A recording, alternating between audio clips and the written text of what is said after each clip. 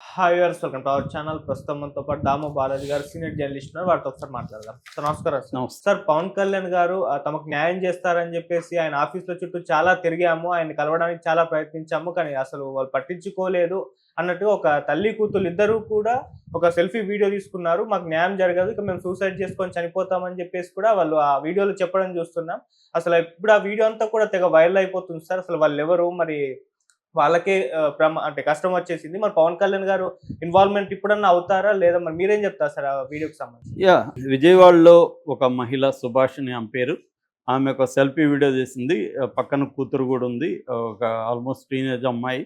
So ఆమె ఏం చెప్తుందంటే, నా పేరు సుహాసిని, నా కూతురు పేరు హాసిని లక్ష్మి. నా కూతురు ఫస్ట్ మందు తాగేసి చనిపోదామని, దాంతో నేను కూడా తోడుగా తాగేస్తున్నాను. దీనికి ప్రధాన కారణం ఏంటంటే, నన్ను గత కొంతకాలంగా 5 మంది వ్యక్తులు వేధిస్తున్నారు. ఒకరేమో విక్రాంత్ పబ్లికేషన్స్ చైర్మన్ చక్రవర్తి, తర్వాత నా భర్త శివనాగరాజు, నా మరిది శివకృష్ణ, నా అత్త దుర్గా, నా మామ వెంకటేశ్వరరావు. ఈ 5 మంది నన్ను కట్నం కోసం, అదనపు కట్నం కోసం వేధిస్తున్నారు. సో నేను ఈ విషయం చెప్పుకోవడానికి పదే పదే పవన్ కళ్యాణ్ ఆఫీసుల చుట్టూ తిరిగాను, సీఎం ఆఫీస్ చుట్టూ తిరిగాను, లోకల్ నాయకుడు బోండా ఉమా దగ్గరికి అనేకసార్లు వెళ్ళాను. కానీ ఎవరు కూడా నా సమస్యను పట్టించుకోలేదు. పోలీస్ స్టేషన్లో అనేకసార్లు కంప్లైంట్ ఇచ్చాను. పోలీసుల్ని డబ్బుతో కొనేసి వాళ్ళు నా కంప్లైంట్ని పక్కన పెట్టేశారు.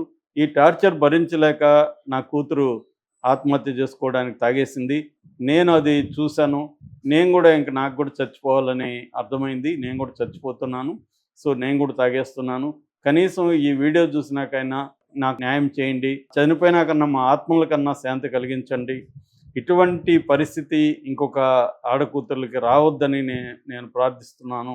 ముఖ్యంగా రాజకీయ నాయకులకి విజ్ఞప్తి చేస్తున్నాను అనేది ఆమె చెప్పింది.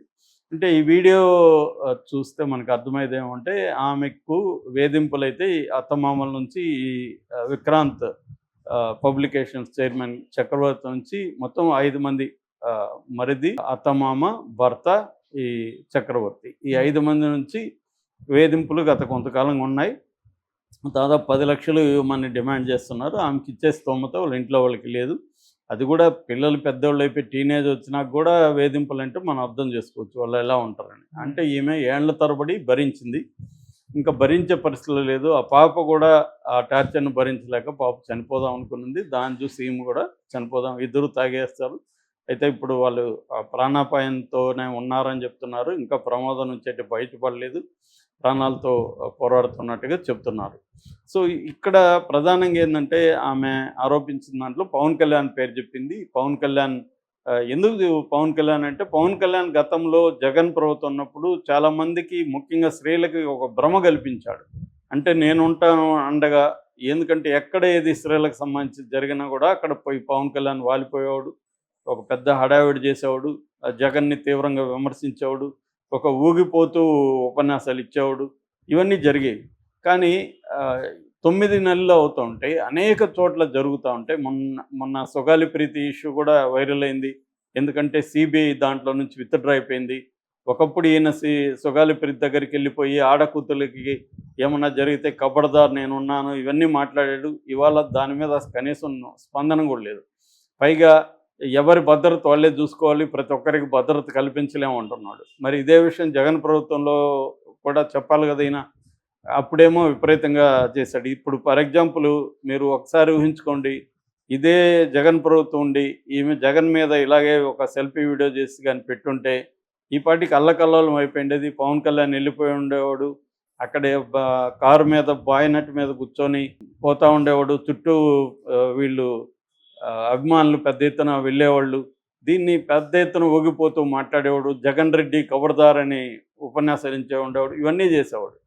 సో ఈ డ్రామా పెద్ద ఎత్తున చేయడం వల్ల ఇలాంటి స్త్రీలకు అందరికీ పవన్ కళ్యాణ్ కలిస్తే మన పనులు అవుతాయని అనుకున్నారు. కానీ ఈమె ఇలాంటి వాళ్ళు చాలామంది ఉన్నారు. ఇలాంటి వాళ్ళే కాదు, ఇంకా పాపులర్ అయిన కేసుల్లో కూడా ఎక్కడా నోరు కూడా మెదపట్లేదు పవన్ కళ్యాణ్. అంటే అధికారం ఉంటే ఒక రకంగా, అధికారం లేకపోతే ఒకరు. పవన్ కళ్యాణే కాదు, ఎవరైనా ఇదే పరిస్థితి. రాజకీయ నాయకులు అందరూ కూడా ఏంటంటే, అధికారంలో లేనప్పుడే వాళ్ళకి ప్రజల సమస్యలు అన్నీ గుర్తొస్తాయి. ఇప్పుడు కూడా జగన్కి ఎక్కువ గుర్తొస్తున్నాయి ప్రజల సమస్యలు. గతంలో మీడియాతో కూడా మాట్లాడేవాడు కాదు జగన్. ఇప్పుడు ప్రజాస్వామ్యము, అన్యాయము ఇవన్నీ గుర్తొస్తున్నాయి జగన్కి.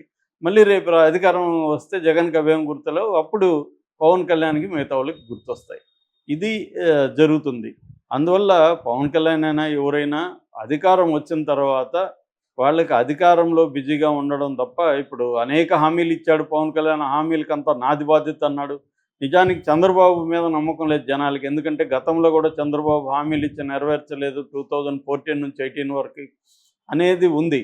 అయినా పవన్ కళ్యాణ్ వచ్చి హామీలు ఇవ్వడం వల్ల ఎక్కువ మంది జనం నమ్మారు. ఎందుకంటే పవన్ కళ్యాణ్కి క్లీన్ ఇమేజ్ ఉంది. ఇప్పటివరకు అటువంటి మాట తప్పడేమో, పవన్ కళ్యాణ్ కన్సర్న్ ఉంది ప్రజల పట్ల. అతను ఊగిపోయే వ్యవహారం, అతని కొటేషన్లు, అతని పోయిటరీ రిసైటేషన్ ఇవన్నీ చూసి మామూలు జనం నమ్మారు. ఇదంతా యాక్టింగ్, మనోడు సినిమా స్క్రీన్ మీద కాకుండా బయట ఇంకా ఎక్కువ చేస్తున్నాడని అనుకోలేదు వాళ్ళు. నిజమేమో అనుకున్నారు. ఎందుకంటే కష్టాల్లో ఉండేవాళ్ళు ఎవరైనా పెద్దవాళ్ళు వచ్చి మీకు నేను నిలబడతామంటే నమ్ముతారు వాళ్ళు. సో అలాగే నమ్మారు. కానీ అధికారం వచ్చిన తర్వాత పట్టించుకోవడం మానేశారు. సో ఈ మీదనే కాదు, చాలా విషయాల్లో కూడా అసలు ఎక్కడా కూడా పవన్ కళ్యాణ్ ఈ 9 నెలల్లో ఒక్క విషయంలో కూడా వెళ్ళిన ఇది లేదు. మళ్ళీ ఆయన ఏమన్నా ప్రశ్నించకుండా ఉన్నాడా? అవసరం వచ్చి తనకి ఉపయోగపడుతుంది అనుకుంటే తీవ్రంగానే ప్రశ్నిస్తాడు ప్రభుత్వాన్ని. కానీ ప్రజలకి ఉపయోగపడుతుంది అనుకుంటే మాత్రం ఎక్కడా ప్రశ్నించట్లేదు. సో ఇది పవన్ కళ్యాణ్ మీద సీరియస్ అలిగేషన్స్ ఉన్నాయి. ఈమె ఆవేదన పూర్వకమైన అలిగేషన్ ఇది. ఈమెదో పవన్ కళ్యాణ్ ఇంకొకరిని తిట్టాలని కాదు. తన సమస్యని ఎవరూ పరిష్కరించలేదు. మామూలుగా ఒక సామాన్య సమస్యలను ఎవరు పరిష్కరించుకోరు. ముఖ్యంగా స్త్రీలది. పోలీసులు ఫస్ట్ పోలీస్ స్టేషన్కి వెళ్తారు, అక్కడ న్యాయం జరగదు. జరగనప్పుడు లోకల్ లీడర్ల దగ్గరికి వెళ్తారు, అక్కడ న్యాయం జరగదు. జరగనప్పుడు ఇంకా పైన పవన్ కళ్యాణ్ లాంటి వాళ్ళు అయితే గతంలో మాట్లాడారు కాబట్టి ఆయన్ని కలిస్తే పని అయిపోతుంది అనుకొని వెళ్తారు, జరగదు. సో ఈ ఫైనల్గా ఆమెకి ఈ వ్యవస్థ ఏమీ జరగనప్పుడు ఆమెకి మార్గం ఇంకేమీ కనపడలేదు. అది ఆత్మహత్య మార్గం కనిపించింది. అది మనం అర్థం చేసుకోవచ్చు. మామూలుగా అయితే మనం చెప్పచ్చు ఆత్మహత్య అనేది పరిష్కారం కాదు, పోరాడాలి అది ఇదని. ఈమె పోరాడింది. చాలా కాలం పోరాడినప్పుడు కూడా ఆమెకేం ఫలితం లేనప్పుడు ఏం చేస్తారు ఎవరైనా? సో ఇది ఇప్పుడైనా పవన్ కళ్యాణ్ స్పందించాలి. ఇలాంటి వాళ్ళ కోసం అందరినీ వ్యక్తులను రోజుకి కొన్ని వేల మందికి సమస్యలు వస్తాయి, వాళ్ళందరినీ పవన్ కళ్యాణ్ కలవడం అనేది అసాధ్యం. కానీ ఆయన ఏం చెప్పాడు? 24/7 జనసేనలో ఫోను మీరు ఒక కాల్ చేయండి, మా వాళ్ళు అందుబాటులో ఉంటారని ప్రకటించాడు కదా. మరి ఈమె కాల్ చేయడమే కాదు, ఈమె అనేక సార్లు వెళ్ళింది. మరి ఈమె సమస్యను ఎందుకు పట్టించుకోలేదు? సో ఒక నెట్వర్క్ అనేది ఏర్పడాలి కదా. ఇప్పుడు రేవంత్ రెడ్డి కూడా ప్రజావాణి ఏదో నిర్వహిస్తున్నాడు, ప్రజా దర్బారు. అక్కడ నేను రోజు అటువైపు వస్తుంటాను. ఎవ్రీ ట్యూస్డే అండ్ ఫ్రైడే విపరీతంగా జనం ఉంటారు.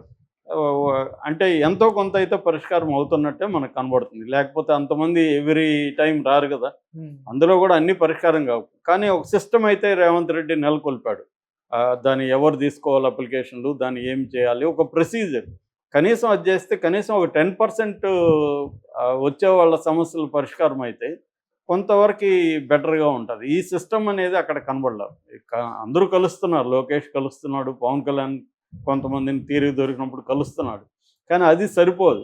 ఇలాంటి వాళ్ళు రావాలంటే ఒక మెకానిజం ఏర్పాటు చేయాలి. ఆ మెకానిజానికి తగిన వ్యక్తుల్ని పెట్టాలి, దాని పరిష్కారానికి తగిన వ్యక్తులను పెట్టాలి. కానీ ఇప్పుడు ఒక చిన్న ఎగ్జాంపుల్ చెప్తాను. నా క్లోజ్ ఫ్రెండ్ది డెత్ సర్టిఫికేట్ వాళ్ళ ఫాదర్ది. ఆ డెత్ సర్టిఫికేట్లో ఒక చిన్న స్పెల్లింగ్ మిస్టేక్ పడింది. ఆ డెత్ సర్టిఫికేట్ని కరెక్ట్ చేయడానికి ఇతను ఎంఆర్ఓ ఆఫీస్కి వెళ్తే ఫస్ట్ నువ్వు వెళ్ళి దాని ఏమంటారు లాయర్ దగ్గర అఫిడవిట్ తీసుకొని రా అన్నారు. లాయర్ దగ్గర తీసుకెళ్ళాడు. ఆ ఫైలు ఎక్కడ పోగొట్టారు ఎంఆర్ఓ ఆఫీస్లో. ఓకే. మళ్ళీ ఫైలు ఎతకడానికి ఒక 2 నెలలు పట్టింది. లేదని చెప్పడానికి ఇంకొక నెల తీసుకుంది. 3 నెలలు అయిపోయింది అక్కడ.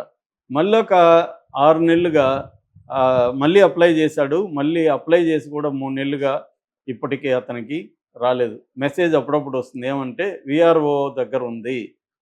తర్వాత విఆర్ఓ నుంచి ఆర్ఐ దగ్గరికి వెళ్ళింది, ఆర్ఐ నుంచి ఎంఆర్ఓ దగ్గరికి వెళ్ళింది, ఎంఆర్ఓ నుంచి ఇప్పుడు ఆర్డీఓ దగ్గరికి వెళ్ళిందని లేటెస్ట్ మెసేజ్.